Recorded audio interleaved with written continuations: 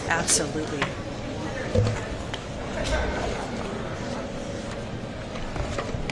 Yes.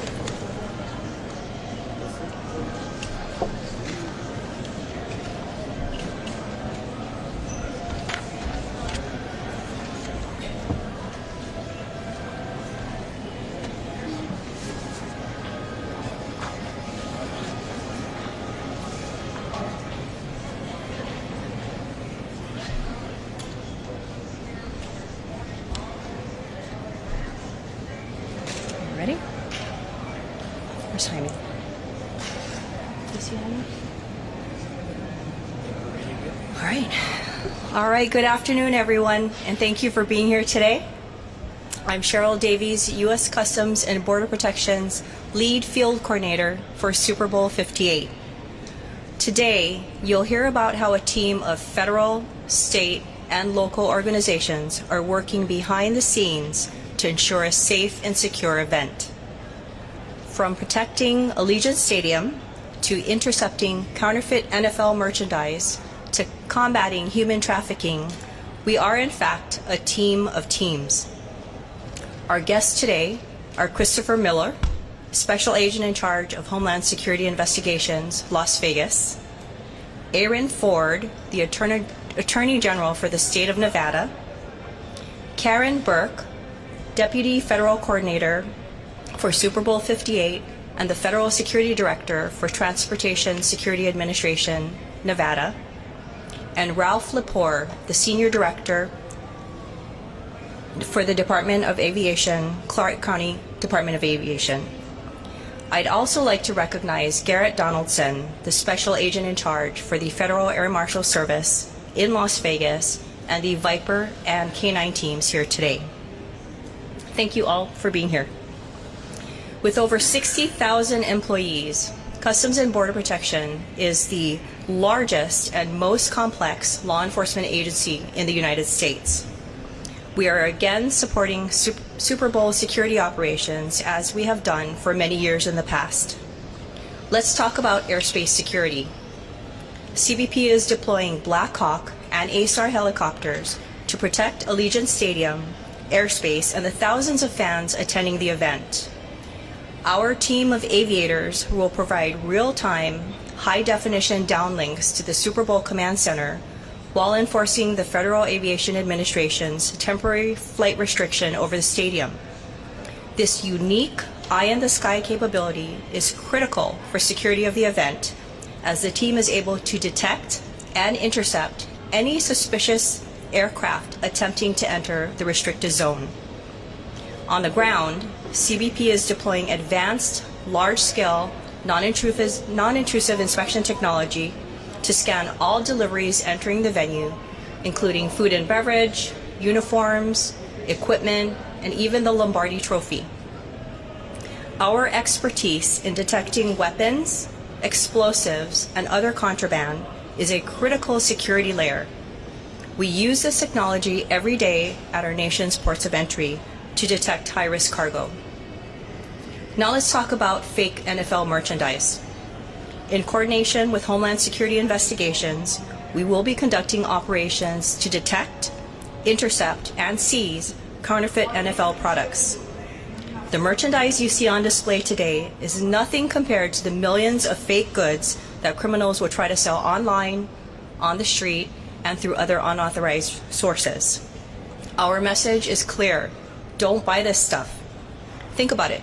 If you purchase counterfeit goods online, you're basically giving away your financial information to criminals. Counterfeiters deceive and exploit fan enthusiasm with low-quality fake products. Many consumers also don't realize that purchasing counterfeit goods supports criminal activities such as human trafficking and forced labor. Speaking of human trafficking, we will be targeting the transnational organized criminals who seek to benefit from such heinous activity. As the first agency with access to potential human trafficking victims, we have a unique role in recognizing trafficking and potential victims.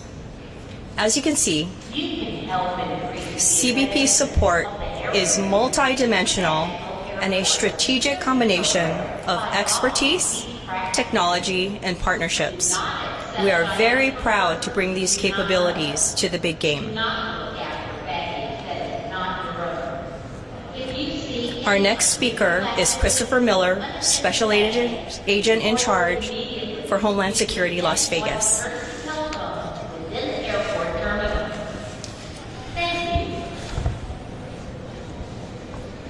So good afternoon, everybody. Thank you for being here today.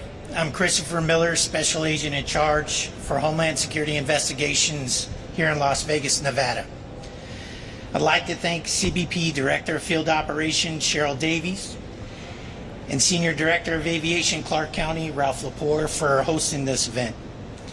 We've gathered here with our federal, state, local partners to provide protection for those in attendance to Super Bowl 58 and all of its associated events. I represent Homeland Security Investigations, the primary investigative arm of DHS, consisting of well over 10,000 employees. We are charged with combating transnational criminal organizations that exploit the global infrastructure through which trade, travel, and finance move. During Super Bowl 58, HSI has over 100 personnel assigned in the Las Vegas area to provide physical security, intelligence support, to include Southern Nevada Counterterrorism Center, as well as conducting counterfeit merchandise operations throughout the metropolitan area. In coordination with CBP, the Nevada Attorney General's Office, and the National IPR Center, we have collectively surged resources in the months leading up to the Super Bowl to identify and target individuals illegally importing counterfeit goods into the United States. This intelligence shared with our law enforcement partners, primarily CBP, to detect and seize the illicit items at our borders. These seizure events frequently lead to both domestic and international investigations and subsequent enforcement operations. In Las Vegas, most of these cases are presented to Attorney General Ford's office here for prosecution. These defendants are subject to criminal and/or civil charges, fines, and penalties. Just this past weekend, HSI and the Attorney General's office conducted enforcement operations at 4 different locations. We identified and seized over 4,500 counterfeit items valued at just under $1 million. Operations like this will continue for the duration of Super Bowl week and beyond. Counterfeit merchandise is a multi-billion-dollar industry. However, it is not a victimless crime. Oftentimes, these items could be produced by victims of labor exploitation. The goods are illegally imported and smuggled in the United States and often pose a health and safety danger to the consumer. Furthermore, in cases of e-commerce, organizations are often involved in the theft of consumer identity and their financial information. So, people out there, if you need help identifying counterfeit goods or need additional information, I'd like to direct you to www.iprcenter.gov. In closing, I would like to thank Senior Director Leapor for hosting the event, along with Director of Field Operations Cheryl Davies. And I would also like to thank Attorney General Ford, as well as Federal Security Director Karen Burke, for the outstanding partnerships we've had to date. And I know our agencies will continue to collaborate and keep our community safe. Thank you.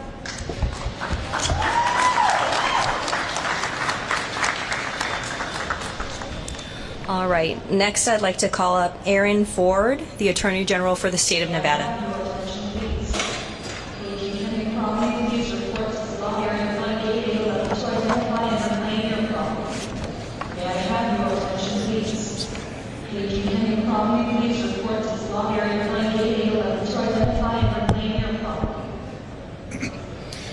Good afternoon, everyone. My name is Aaron Ford, and I am your Attorney General. I'd like to thank you for being all here today to discuss intellectual property crimes and the economic damages that sellers of counterfeit goods can have on our communities. Accompanying me today are some very important team members from our Office of Attorney General, including my Chief of Investigations, William Scott, One of my investigators, Donchi King, another, Anthony Gonzalez, and she who oversees all of our prosecutions of these matters, Alyssa Engler. Thank you so much for being here as well to talk about this important topic. If you've heard me speak before, you know, you've likely heard me reference what I call my 5 C's, the guiding principles of my office. These are constitutional rights, criminal justice and reform, consumer protection, client service, and community engagement. In my office, protecting Nevadans from counterfeit goods, from scammers and detrimental economic impact is one of the many ways that we fulfill our obligation under the C of consumer protection. Intellectual property crimes are a massive drain on the economy, affecting everything from companies' bottom lines to economic expectations of everyday Americans. The myth of these crimes, as you've heard, as being victimless is deceptive. These, again, are not victimless crimes. The impact on companies, which in turn impacts American workforce who relies on these companies for well-paying jobs. They also defraud the American public. Buyers may pay higher prices for substandard products, not understanding that they are counterfeit. Businesses that use IP extensively have shown to be powerful economic drivers. These industries account for 41% of domestic economic output and 44% of all U.S. employment in 2019.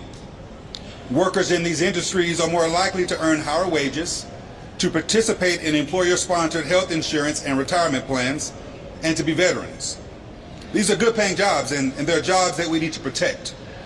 For law enforcement and investigators like ourselves, that means helping these companies protect their IP and stopping intellectual property crimes from occurring whenever possible. In 2023, investigators with my office seized over 60,000 counterfeit and misbranded items. These items had a total retail value of over $10 million and a street value of over $800,000. I want to take a moment to thank my investigators for the vital work that they do in cracking down on these scammers and on these intellectual property thieves. As we approach the Super Bowl, my office and other law enforcement agencies are on the lookout for counterfeit merchandise. Sports merchandise like the type you see here, especially focused around such high-profile events as the Super Bowl, are common targets for intellectual property criminals and counterfeiters. In fact, fake NFL jerseys and other branded items, as well as other sports merchandise like NBA jerseys, were commonly found in my office's seizures last year. They're popular items on the black market. In Nevada, our state statute is modeled after the Uniform Deceptive Trade Practices Act, and charges under that statute may either be criminal or civil. During the 2021 legislative session, lawmakers passed changes to that statute to increase criminal penalties and violations of our state statute. Criminal violations, which used to be only misdemeanors, are now tiered with amounts and severity to follow general fraud and theft violations. This statute gives us tools that we need to go after those people who are selling knockoffs, who are selling these counterfeit goods. And make no mistake about it, if you engage and peddle in this counterfeit merchandise in Nevada, we will go after you. As always, education is important when it comes to these issues. Proactive education that's geared toward our communities on intellectual property crimes and intellectual property as a whole is an important strategy for containing these crimes.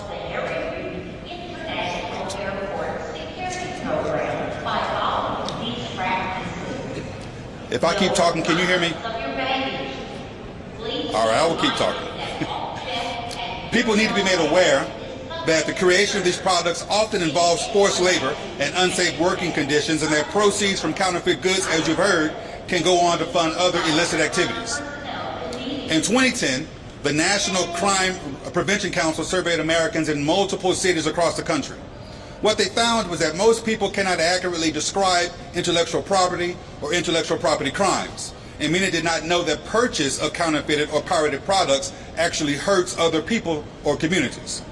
52% of people said they did not know, they did not where to go for information on these topics, and 63% said that they needed more information. Now, these numbers are older, but it's clear that education and information is crucial. There are crucial parts of stopping counterfeiting and pirating of intellectual property. A combination of proactive education and rigorous investigation in these crimes is needed to protect American businesses and the public from unfair and untenable business practices. I want to end by again thanking you all for coming out today and to affirm that my office and those agencies that are here today will be on the lookout for those who would attempt to skirt our intellectual property laws ahead of the Super Bowl. Partnerships are key to success in any operation. You've heard some agencies mentioned. In Nevada, our law enforcement agencies work together with several, again, that you've already heard mentioned, and I want to thank those who are here, including HSI, CBP, the Nye County Sheriff's Office in its absence, and others who work overtly and covertly to ensure that we have a safe and secure Super Bowl experience. Wishing you a great one, everyone, and thanks so much.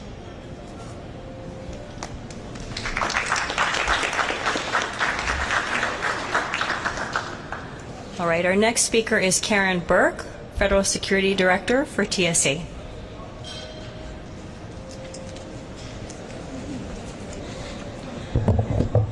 I'm a little bit shorter than everybody else, so I'll try to make sure that you can hear me. So again, I am Karen Burke, and I am pleased to be here today because I believe the combined efforts of the Department of Homeland Security are going to give you an unmatched Super Bowl for Super Bowl 58. The coordination that's occurred, and I see it from my TSA role, but also I see it from having been the deputy coordinator for the event in itself, that the cooperation between state, local, and federal entities has provided us an opportunity to provide for all the visitors here safety and security. You know, our intent is to make sure every visitor is safe and secure so that you can go have a good time, because that's really a lot about what Super Bowl is about. Whether you're here for the game or you're here for the other events that are going to take place during this week, there are many good entertainment opportunities. So some of the specifics that TSA provides, and I will show over to the left, you'll see 2 K9, and I think we also have a K9 for CBP. But these K9s for TSA are explosive detection K9s, and they're used through all the venues for this Super Bowl, all over town. The plan is not only hotels, the stadium, but also even the football fields that the teams will be playing on. And they make sure that they do a search, a sweep, to make sure everything is secure. So they play a great role. You'll also see them here at the airport as well when you go out of town on Monday, if you leave after the Super Bowl, because we use them at our checkpoints. And they help to make sure we have the most effective and efficient processing of people. On Monday, we're expecting probably close to 115,000 people will go out of the airport, and that's probably going to break every record we've had here at the airport. So we want to make sure we're as prepared as possible to do a great job for you. We also have supplemented our hundreds of workers here that are transportation security officers with an additional 75 TSOs, so that when Super Bowl ends, right after Super Bowl, this airport will have every checkpoint and every lane in each checkpoint open nonstop for 48 hours.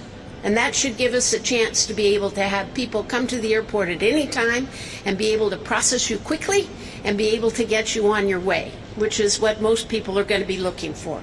So it's an all-hands-on-deck opportunity for sure.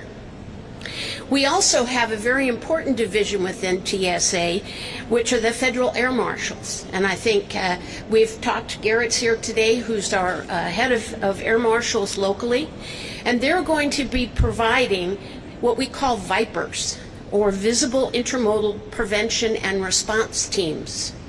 And those teams, you'll see, again, within a variety of transportation areas, that we just want to make sure that we have a highly visible presence of law enforcement, because it serves as a very powerful deterrent for someone who may be thinking of doing something that is going to disrupt the festivities. So they also are going to be involved with something we call the drone detection and mitigation. Drones are very fun things to play with if you ever have, but they also can become threats.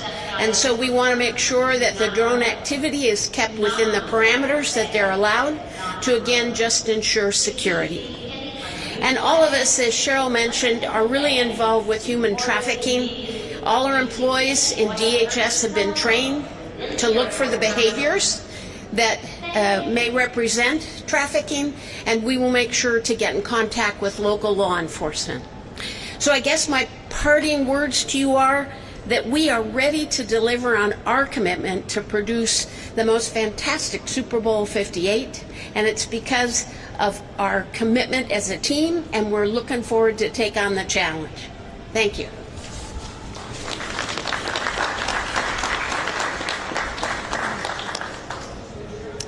Our next speaker is Ralph Leapor, Senior Director of Aviation for the Clark County Department of Aviation.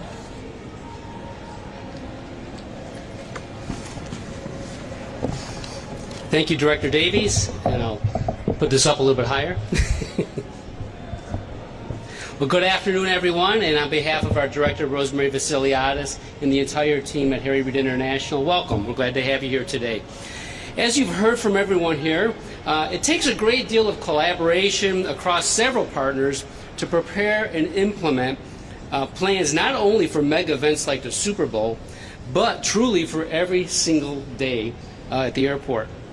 When we think about the Las Vegas experience, obviously it's the famed Strip and the lights and glitz of the Strip in downtown, but for more than half of our visitors, the Las Vegas experience begins and ends right here at Harry Reid International Airport. That is an incredible honor to bear as the gateway to the destination, but with that also comes some responsibility. The safety and security of all our guests is the top priority, as many of my fellow speakers highlighted, but one topic that's important to highlight is how we work together to combat human trafficking. Human trafficking is not new or exclusive to big events, but reminding all our employees, partners, and guests to be alert and act if they see something suspicious is extremely important as we anticipate an influx of travelers coming through the airport this coming week. Nearly a decade ago, we were one of the first domestic airports to launch an awareness campaign on a large scale that provides a call to action. We implemented an awareness campaign throughout the entire airport, ensuring that all of the paths of travel were covered, and most importantly, in all of our restrooms. Understanding the restroom may be the only time a person who is being trafficked is alone was an important realization. So we installed signs on every stall door with the National Human Trafficking Hotline. In the last 5 years, we've updated those bathroom signs to include the messages in English, Spanish, Tagalog, and Mandarin. We have 887 public stalls in this airport. That's 887 opportunities for a potential victim to potentially break free. In addition, this year we partnered with It's a Penalty, the NFL's nonprofit organization, to help raise awareness across our entire community. And as you travel throughout the airport terminal this week, you'll see new campaigns throughout. Creating awareness is just one piece of the puzzle. It's also about education and partnerships. We continue to provide training opportunities for all of our employees during their onboarding process and provide annual refreshers to ensure that this topic remains at the forefront. Lastly, it's partnership with our law enforcement agencies who intervene as well. But the journey doesn't end there, and I have to thank and express my sincerest gratitude to our Attorney General Ford and his entire team in his office for their continuous work and efforts to prosecute those who exploit and traffic men and women in this horrific crime. And I'd like to thank all of my fellow speakers because, like I mentioned earlier, we're all one piece of that puzzle. And it takes a great deal of effective partnership to do what we do every single day. Thank you.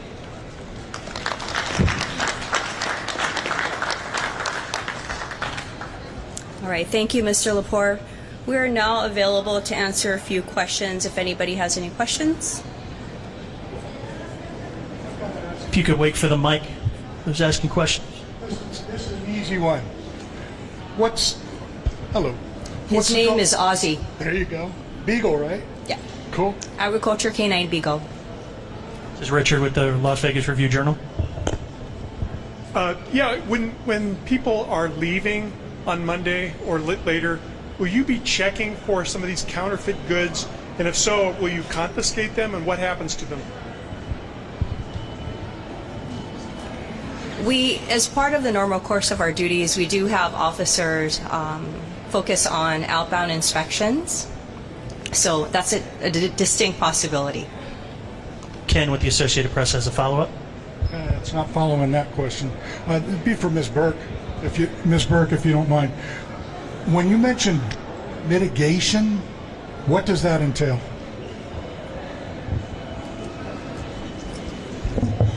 So there is technology in today's world that allows us to identify when there are drones in the air and to actually take control of them if we need to either get them out of the airspace they're in that they shouldn't be in and send them back to the owner, or we sometimes will take control and put them in a spot that we want to put them in. But we do have that technology to ensure they don't invade space they should not be in, which cause safety risks. Question right here. Regarding security, you mentioned that you will be in the air. By chance, are you also working with Nellis Air Force Base to utilize any of their technology or planes here in Las Vegas? I'm sorry, what was the question again? Will you be working with Nellis Air Force Base to use some of the planes in regards to security around the Super Bowl?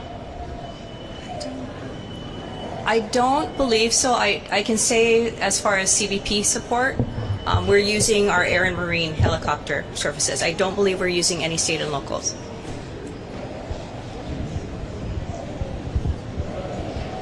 Anybody else? All If you have right. a question, raise your hand.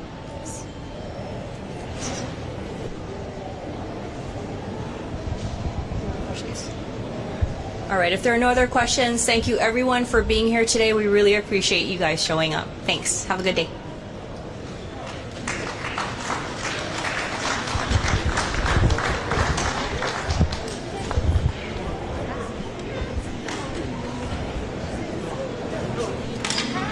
Director, thanks so much.